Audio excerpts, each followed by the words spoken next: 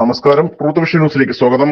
കൊല്ലം ചടയമംഗലത്ത് കടയിൽ കയറി അതിക്രമം കാണിക്കുകയും കടയിലെ ജോലിക്കാരന്റെ മൂക്കിന്റെ പാലം ഇടിച്ചു പൊട്ടിക്കുകയും ചെയ്ത കേസിൽ സഹോദരന്മാരെ ചടയമംഗലം പോലീസ് അറസ്റ്റ് ചെയ്തു.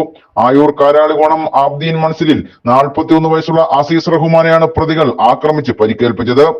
ആയൂർ അകമണിലുള്ള കടയിലാണ് അതിക്രമം നടത്തിയത്. കടയുടമയായ അൻഷാദിനെ മർദ്ദിക്കുന്നത് തടയാൻ ശ്രമിച്ച അബ്ദുൾ അസീസിനെ സഹോദരങ്ങളായ അറയ്ക്കൽ ഇടയം ലക്ഷ്മി വിലാസത്തിൽ 38 വയസ്സുള്ള അജേഷ്, ആയൂർ ഇളമാട് അജേഷ് ഭവനിൽ 36 വയസ്സുള്ള വാവ എന്നറിയപ്പെടുന്ന രാജേഷ് എന്നിവർ ചേർന്ന് ഘോരമായി മർദ്ദിക്കുകയായിരുന്നു. 5/10/2024 രാത്രി 9:30 കേസിനാസ്പദമായ സംഭവം നടക്കുന്നത്. സഹോദരങ്ങളായ യുവാക്കൾ രാത്രിയോടെ ആയൂർ അകമണിലുള്ള കടയിലെത്തുകയും കടയുടമയുമായി വാക്കുതർക്കത്തിലേർപ്പെടുകയും മർദ്ദിക്കാൻ ശ്രമിക്കുകയും ചെയ്തു. തുടർന്ന് തടസ്സം പിടിക്കുവാനായി ചെന്ന അബ്ദുൾ അസീസിനെ തറയിൽ തള്ളിയിടുകയും കയ്യിൽ കിടന്ന സ്റ്റീൽ ഇടിവള വെച്ച് ഇയാളുടെ മുഖത്തും മൂക്കിലും ഇടിച്ച് അതിക്രൂരമായി മർദ്ദിക്കുകയും കടയിലിരുന്ന സോഡ കുപ്പിയെടുത്ത് ദേഹത്തടിക്കുകയും ചെയ്തു.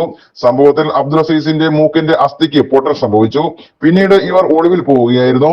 ചടയമംഗലം പോലീസ് നടത്തിവന്ന അന്വേഷണത്തിനൊടുവിൽ കഴിഞ്ഞ ദിവസം പ്രതികൾ ആയൂരിലുണ്ടെന്ന് മനസ്സിലാക്കുകയും ആയൂരിൽ വെച്ച് ഇരുവരെയും പിടികൂടുകയുമായിരുന്നു. പ്രതികളെ സംഭവ സ്ഥലത്തെത്തിച്ച് തെളിവെടുപ്പ് നടത്തി.